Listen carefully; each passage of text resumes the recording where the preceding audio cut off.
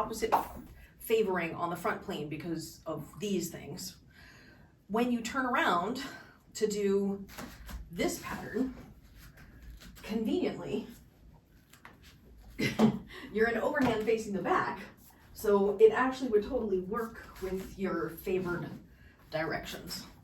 Named it the Backerfly because it's like a butterfly behind the back-ish, but not exactly. A split time crosser versus shoulder reel. So the basic idea is you're doing like a half a crosser, and then you're coming to over your own shoulder. So it's one beat under the other armpit, one over your shoulder, under the other armpit, over your shoulder, under the other armpit, over your shoulder, like that. So let's do 5 more, and 4 more, 3 more, 2 more, and last one. Okay, I did an extra one, sorry. You're under this one, and then over the left shoulder, under the right armpit, over the left shoulder, under the right armpit, over the left shoulder. And 5 more, 4 more, 3 more, 2 more, last one. So in theory, you should be able to do this on that side, and then you should be able to do this on this side, but I don't think those are as easy as doing it in flow. I would recommend, because you're lefty, starting on your right side. So if you start from an overhand opposite split time butterfly in front of you, and then bring your right one up here while you cross your left one down there, I think you'll be able to get it. And then you could just come back to the butterfly and then try to go to the other side, and then try to go to the right side, and then try to go to the left side, and then to the right side, and then to the left side, and then you just skip the front and the middle. All you do is just skip that front to the middle. Okay, one thing about this movement is I feel like this is a front to back move, but it's very easy to want to look to the side and do that. I do feel like this is a more chill move than it seems like it would be, because you are sticking your hand back there and it seems like, oh, I'm gonna have to work for it, but it's not really like that.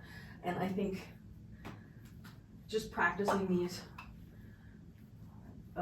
going to one side to the other and getting comfortable with them, and then taking out your middle one. And then for me, it feels like what I'm doing when I'm coming from under the armpit to the home side is a bit of an extension across the bottom. So if you look at it from the front, even though I wouldn't perform this from the front, you'll notice there's a little extension there, and a little extension there, and a little extension there. I might perform it from the front in the round, though, because, you know, you're in the round, so everything's the front or back, depending on your perspective.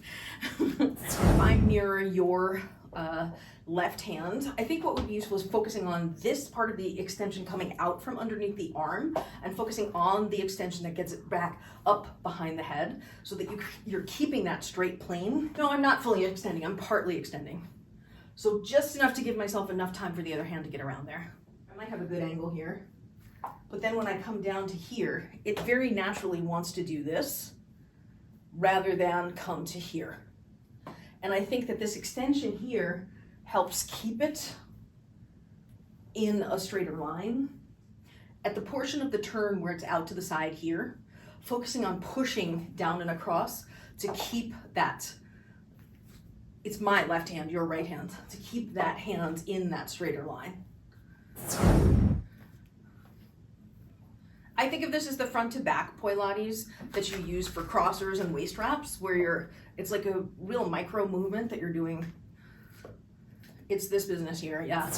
When your left does its loop here and it's going down to there, instead of thinking about it as coming to the front, what you could do is think about it like a tracer over the top of your head and below your arm. It isn't quite that, but I think it can help keep it on the line that goes behind your body and keep it straighter.